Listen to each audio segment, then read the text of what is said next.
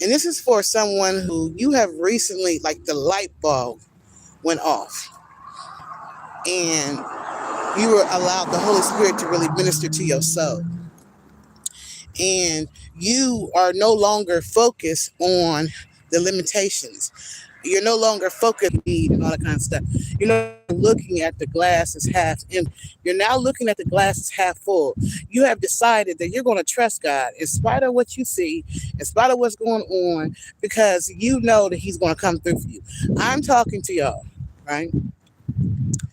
The moment that you shifted your mindset, and this is me included, understand I'm only telling you what I am going through, what I'm experiencing. I just do, just for one. He does for all his children.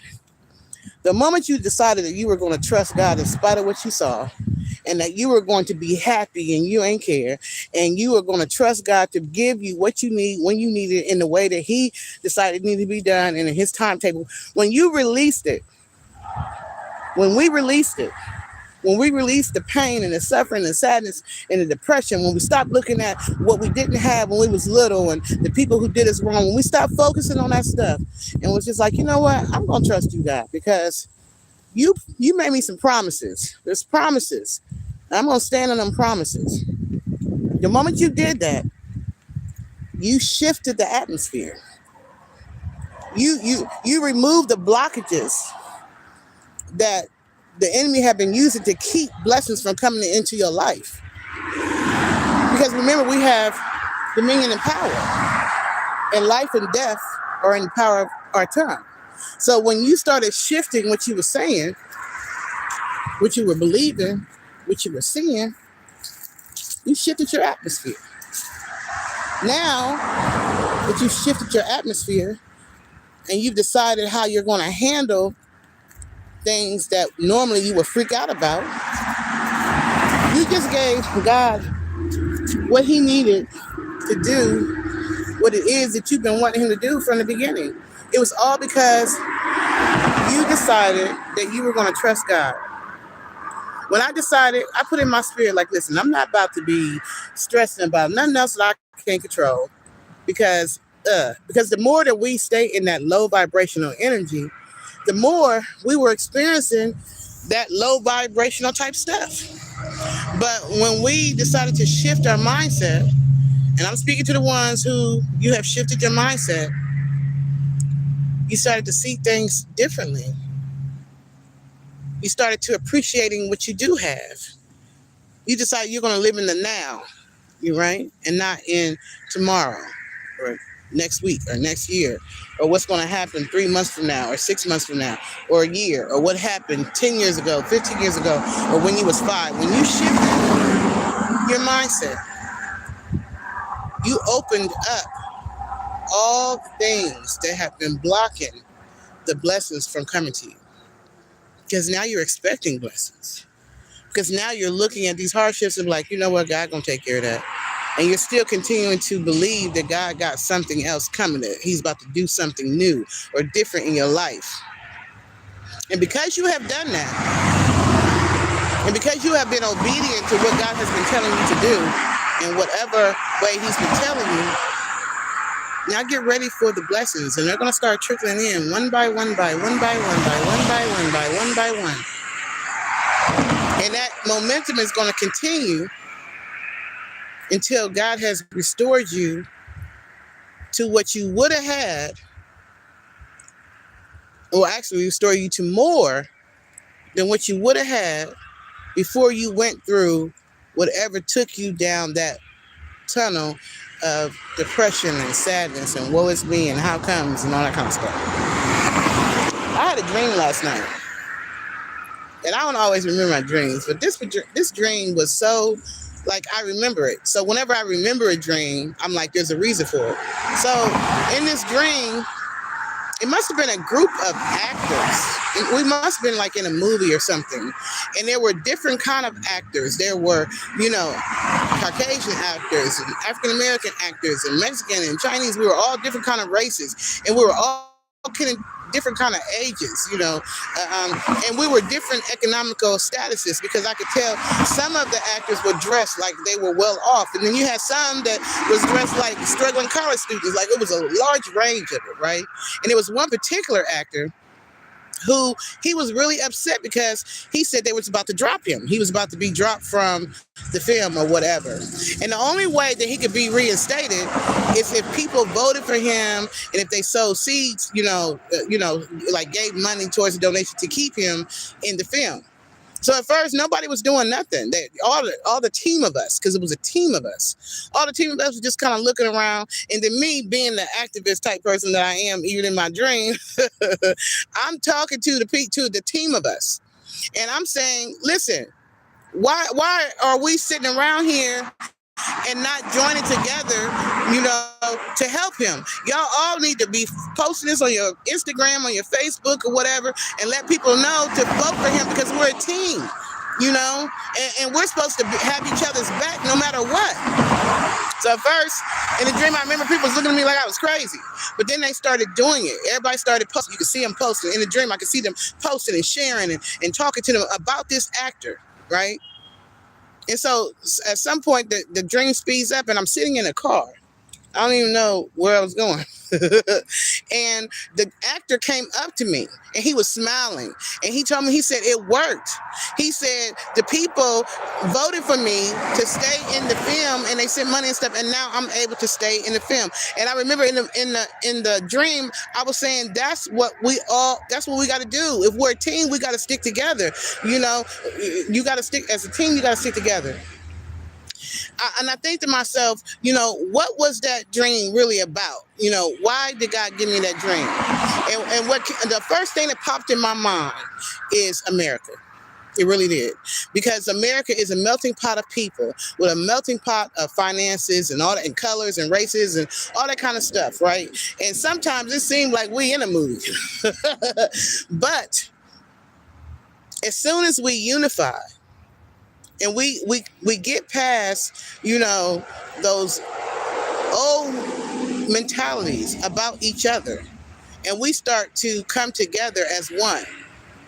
We start to being a blessing to each other. We start, having each other's back and all that kind of stuff. It's going to change. The atmosphere will change. The things will change. As soon as we change our mindset and stop looking at each other like the enemy, and we start coming together as one, it's going to change, right?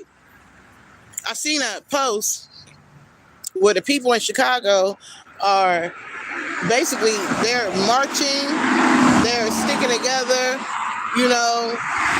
against this whole ISIS thing, And people can say what they want to about Chicagoans, right? Oh, there's crime there. Oh, they're gangsters and this, that, and the other. Let me be honest. I lived in Chicago for 6 years. Chicago is a very segregated city. It is. Chicago, the Chicagoans, you got your African Americans who live over here. You got your gay people that live over there. You got your college people over there, you're wealthy over there, you're Chinese over there, you're Japanese over there, like Mexicans over there. Like, it's a very segregated city. But when something comes into their atmosphere that they are passionate about and that they believe, Chicagoans coming together. As we're seeing, Chicagoans will stick together. They might fight against each other, but let it be a cause that they believe in. They will join forces together. They will fight against whatever they feel is restricting them together. Like, they will unify. And even though we know Chicago is a gangster city, that ain't no secret.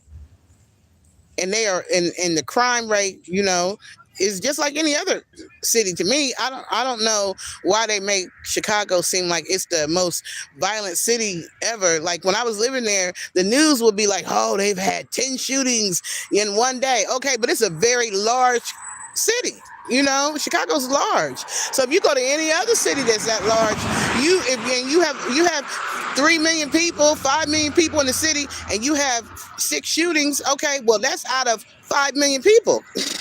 That's a lot of people. It's not like it's like a city of 100 people and you have 11 shooters. Okay, that's a lot, but we're talking about millions of people. I didn't see what the news showed.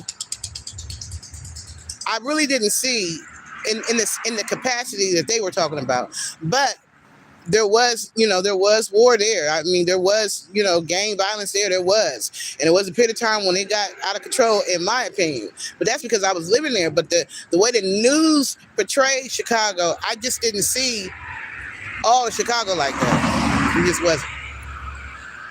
But when Chicagoans stick together, they stick together, no matter what their differences are. And so that's what we need to do as a city, as a country, as a world.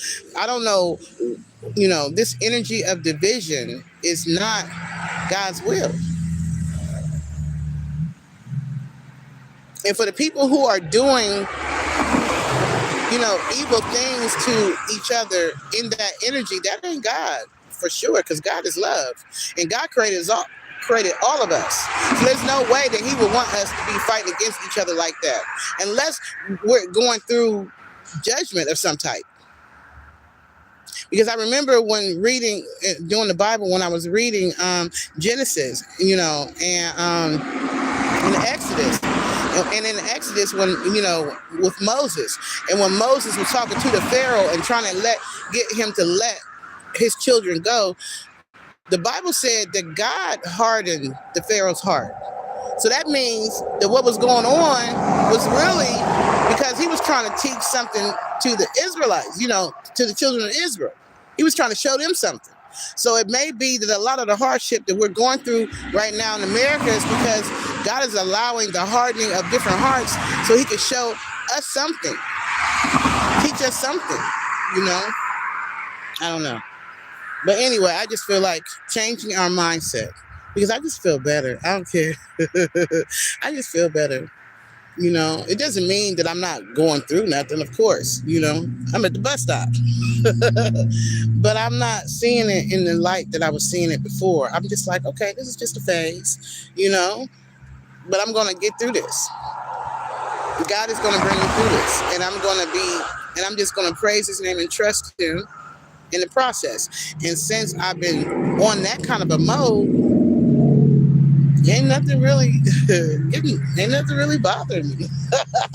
So anyway, that's all I wanted to say. Change your mindset. Don't see the glasses half empty. Don't stay in those low vibrational energies that's having you hating everybody and hating your life and hating the world and hating your spouse and hating all that. Like, come up out of that energy. Come up out of that energy and come up to an energy where you appreciate.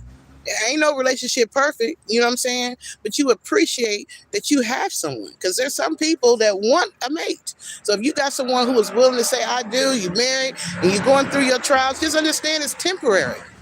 And don't make any long-term decisions and short-term emotions. I never know why coffee. You need a muffler change or something. Anyway, have a great day. Happy Saturday. Peace and love to you.